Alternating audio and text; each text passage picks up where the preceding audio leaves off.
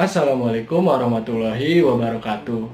Perkenalkan, nama saya Fadil Noval, mahasiswa Politeknik Negeri Jakarta, semester 6 dari Prodi Elektronika Industri.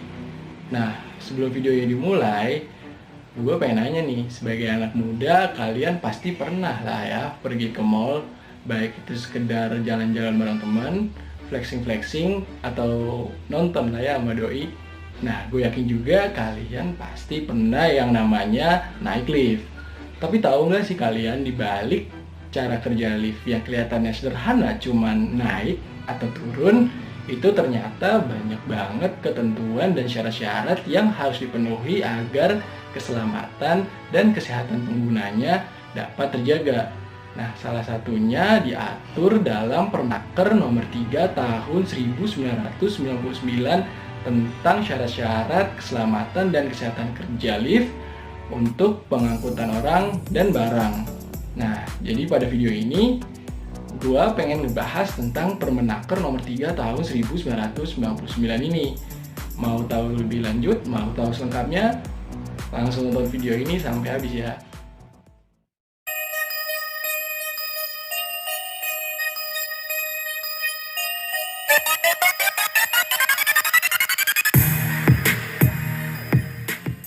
Baik, sekarang gua akan mencoba membahas tentang peraturan Menteri Tenaga Kerja Republik Indonesia nomor 3 tahun 1999 ini. Nah, peraturan Menteri Tenaga Kerja Republik Indonesia bisa disebut juga dengan Permenaker. Nah, nanti slide-nya akan gua tampilin di sini ya. Nah, jadi ada beberapa hal yang dipertimbangkan mengenai tentang peraturan ini. Yang pertama yaitu meningkatnya pembangunan. Semakin banyak bangunan bertingkat yang menggunakan lift untuk pengangkutan orang dan barang. Yang kedua, bahwa dalam pembuatan, pemasangan, pemakaian, perubahan, dan perawatan lift mengandung bahaya potensial. Maka untuk memberikan perlindungan atas keselamatan dan kesehatan kerja perlu ditetapkan syarat-syaratnya. Yang ketiga, bahwa peraturan Menteri Tenaga Kerja dan Transmigrasi nomor 5 tahun 1978 perlu disempurnakan. Nah, akhirnya ditetapkanlah peraturan Menteri Tenaga Kerja Republik Indonesia nomor 3 tahun 1999 ini. Nah, pada peraturan ini terdapat 6 bab dan 34 pasal. Peraturan ini ditetapkan di Jakarta pada tanggal 8 Juni tahun 1999 oleh Menteri Tenaga Kerja Republik Indonesia saat itu, yaitu Bapak Fahmi Idris. Langsung aja kita ke bab 1, ketentuan umum pasal 1. Pasal 1 ini membahas tentang apa sih lift itu, lalu membahas juga macam-macam lift seperti lift otomatis, lift tarikan gesek, dan sebagainya. Serta membahas bagian-bagian lift seperti elevator, bobot imbang penyangga bumper, tromol, tali baja, dan sebagainya. Pasal 2. Peraturan ini berlaku bagi perencanaan pembuatan lift di dalam suatu bangunan, kecuali platform, berangkai, dan lain-lain. Bab 2. Syarat-syarat keselamatan dan kesehatan kerja lift. Bagian 1. Umum. Pasal 3.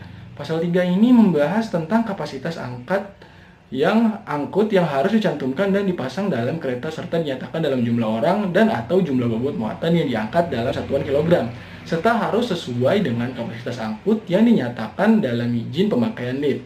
Bagian 2. Bagian-bagian lift dan pemasangannya.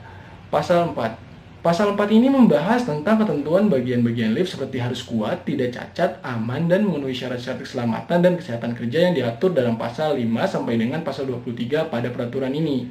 Nah, langsung aja ke pasal 5.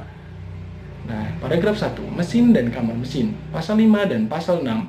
Kedua pasal ini membahas tentang mesin dan kamar mesin pada lift serta ketentuan-ketentuannya, seperti mesin dan konstruksinya harus memenuhi standar nasional Indonesia yang berlaku, dan lain-lain. Paragraf 2, tali baja dan tromol. Pasal 7 dan pasal 8. Kedua pasal ini membahas tentang tali baja dan tromol pada lift serta ketentuan-ketentuannya, seperti tali baja penarik bobot imbang dan governor harus kuat, luas, tidak boleh terdapat sambungan, dan semua tas tali seragam dari satu sumber yang sama, dan lain-lain. Sekarang kita ke paragraf 3. Bangunan ruang luncur dan lekuk dasar. Pasal 9 dan 10. Kedua pasal ini membahas tentang mesin dan kamar mesin pada lift serta ketentuan-ketentuannya, seperti bangunan ruang luncur harus mempunyai konstruksi yang kuat, kokoh, tahan api, dan tertutup rapat, dan lain-lain. Paragraf 4, kereta. Pasal 11 dan pasal 12. Kedua pasal ini membahas tentang bagian kereta lift serta ketentuan-ketentuannya, seperti rangka kereta harus dibuat dari baja dan kuat menahan beban akibat pengoperasian lift tersebut, dan lain-lain. Paragraf 5, Governor dan perlengkapan pengaman. Pasal 13 sampai dengan pasal 18. Karena pasal ini membahas tentang governor pada lift yang berfungsi untuk mencegah lift melewati kecepatan yang didesain atau dirancang dan perlengkapan keamanan lainnya, serta ketentuan-ketentuannya. Lalu terdapat juga ketentuan perlengkapan keamanan seperti emergency stop, overload limit switch, dan lain-lain. Paragraf 6. Bobot imbang, rel pemandu, dan peredam atau penyangga. Pasal 19 sampai dengan pasal 21. Ketiga pasal ini membahas tentang bobot imbang, rel pemandu, dan peredam atau penyangga, serta ketentuannya. Seperti bobot imbang yang dibuat dari bagian-bagian balok atau lempengan logam atau dari beton bertulang. Satu sama lain harus terikat sehingga merupakan satu kesatuan yang kuat dan aman.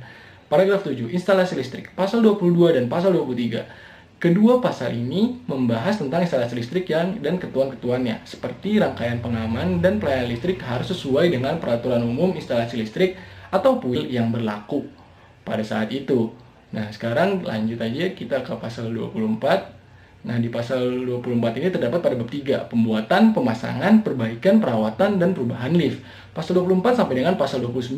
Karena pasal ini membahas tentang pembuatan, pemasangan, perbaikan, perawatan, dan perubahan lift, serta ketentuan-ketentuannya. Seperti pembuatan atau pemasangan lift harus sesuai dengan gambar rencana yang disahkan oleh menteri atau pejabat yang ditunjuk. Perusahaan jasa keselamatan dan kesehatan kerja atau PJK 3 dalam melaksanakan pembuatannya harus disertai dengan surat yang dikeluarkan oleh menteri atau pejabat yang terkait. Nah, bab 4, pemeriksaan dan pengujian. Pasal 30. Pasal ini membahas tentang pemeriksaan dan pengujian lift serta ketentuannya sebagai berikut. Setiap lift sebelum dipakai harus diperiksa dan diuji terlebih dahulu sesuai dengan standar uji yang telah ditentukan, yaitu dilakukan oleh pegawai pengawas dan atau ahli keselamatan dan kesehatan kerja dan dilaksanakan sekurang-kurangnya 1 tahun sekali. Bab 5, pengawasan. Pasal 31. Pasal ini berisi bahwa pegawai, pengawas, atau ahli keselamatan kerja dan kesehatan kerja harus melakukan pengawasan terhadap artinya peraturan ini. Bab terakhir, bab 6, ketentuan pidana, pasal 32. Pengurus yang tidak mentaati ketentuan peraturan ini diancam dengan hukuman sebagaimana dimaksud pasal 15 ayat 2 dan pasal 3 dan ayat 3 Undang-Undang Nomor 1 Tahun 1970 tentang Keselamatan Kerja. Pasal 33. Dengan berlakunya peraturan menteri ini, maka peraturan Menteri Tenaga Kerja Transmigrasi Nomor 5 Tahun 1978 dinyatakan tidak berlaku lagi karena digantikan dengan peraturan ini. Pasal 34, peraturan menteri ini berlaku mulai tanggal ditetapkannya pada 8 Juni tadi.